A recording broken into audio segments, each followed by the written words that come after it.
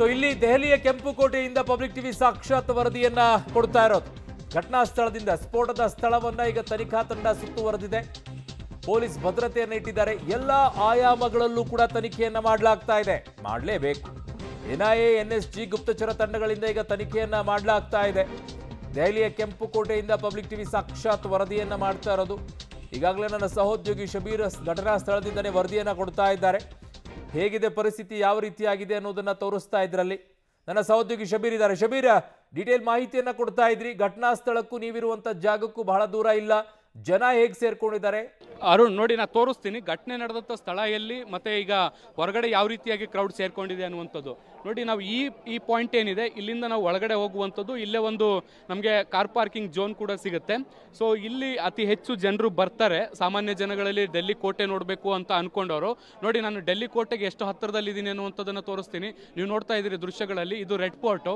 ಇದರ ಮುಂಭಾಗದಲ್ಲಿ ಒಂದಷ್ಟು ಸ್ಪೇಸ್ ಇದೆ. ಅಂದರೆ ಇದು ಸಾಮಾನ್ಯವಾಗಿ ಜನವರಿ ಆಗಸ್ಟ್ 15 ಸಂದರ್ಭದಲ್ಲಿ ಧ್ವಜಾರೋಹಣ ಮಾಡಬೇಕಾದಂಥ ಸಂದರ್ಭದಲ್ಲಿ ಗಣ್ಯ ವ್ಯಕ್ತಿಗಳಿಗೆ ಇಲ್ಲಿ ಪ್ಲಾಟ್ಫಾರ್ಮ್ ಅನ್ನು ಕ್ರಿಯೇಟ್ ಮಾಡಲಾಗಿರುತ್ತೆ. ಈ ಜಾಗದಲ್ಲಿ ಸ್ಫೋಟ ಸಂಭವಿಸಿದೆ ಅನ್ನುವಂಥದ್ದು ಕೂಡ ಗೊತ್ತಾಗ್ತಾ ಇದೆ. ಕೂಗಳತೆಯ ದೂರದಲ್ಲಿ ಮೆಟ್ರೋ ಸ್ಟೇಷನ್ ಕೂಡ ಇರುವಂಥದ್ದನ್ನು ಕೂಡ ನಾವು ಗಮನಿಸ್ತಾ ಇದ್ದೀವಿ.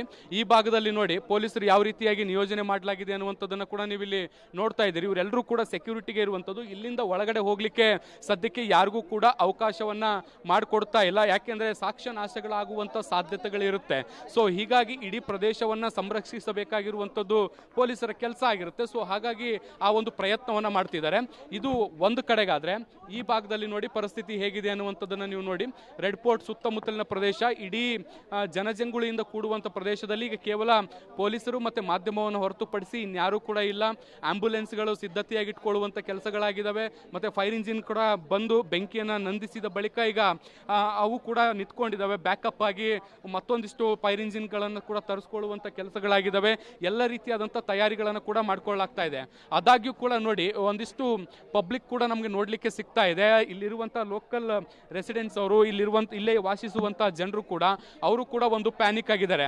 ಅರುಣ್, ಎಷ್ಟು ಸೂಕ್ಷ್ಮವಾದಂಥ ಜಾಗ ಅಂದರೆ ಇದು ನಾವು ಎದುರಿಗೆ ಗಮನಿಸ್ಬೋದು.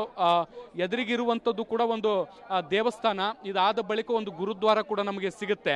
ನೋಡಿ, ಒಂದು ಕಡೆಗೆ ರೆಡ್ ಫೋರ್ಟ್, ಮತ್ತೊಂದು ಕಡೆಗೆ ಮೆಟ್ರೋ ಸ್ಟೇಷನ್, ಅನದರ್ ಸೈಡ್ ಇದು ಒಂದು ದೇವಸ್ಥಾನ, ಗುರುದ್ವಾರ.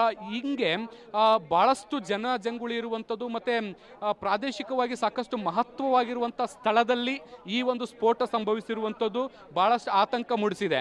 ಆದರೆ ಇಲ್ಲಿ ಮುಖ್ಯವಾಗಿ ಗಮನಿಸಬೇಕಾಗಿರುವಂಥದ್ದು ಏನಂದ್ರೆ ನೋಡಿ, ಕೆಂಪುಕೋಟೆಯ ಸುತ್ತಮುತ್ತಲು ಎಲ್ಲ ಕಡೆಯೂ ಕೂಡ CCTV ಕ್ಯಾಮ್ರಾಗಳ ಕಣ್ಗಾವಲಿದೆ.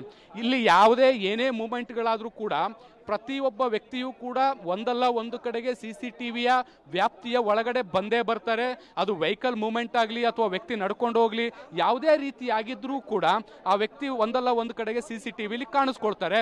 ಈಗ ಆ ಸುಳಿವುಗಳು ಏನಾದರೂ ಸಿಗುತ್ತಾ ಅನ್ನುವಂಥ ನಿಟ್ಟಿನಲ್ಲಿ ಈ CCTV ಫುಟೇಜ್ಗಳನ್ನು ಕೂಡ ಪರಿಶೀಲಿಸುವಂಥ ಕೆಲಸಗಳು ಕೂಡ ನಡೀತಾ ಇದ್ದಾವೆ. ಈಗ ಅದನ್ನು ಕೂಡ ಪರಿಶೀಲಿಸುವಂಥ ಕೆಲಸಗಳು ಕೂಡ ಆಗ್ತಾ ಇದ್ದಾವೆ. ಇಡೀ ಪ್ರದೇಶಕ್ಕೆ ಈಗ ಮತ್ತಷ್ಟು ಹೆಚ್ಚಿನ ಸರ್ಪಗಾವಲನ್ನು ಹಾಕುವ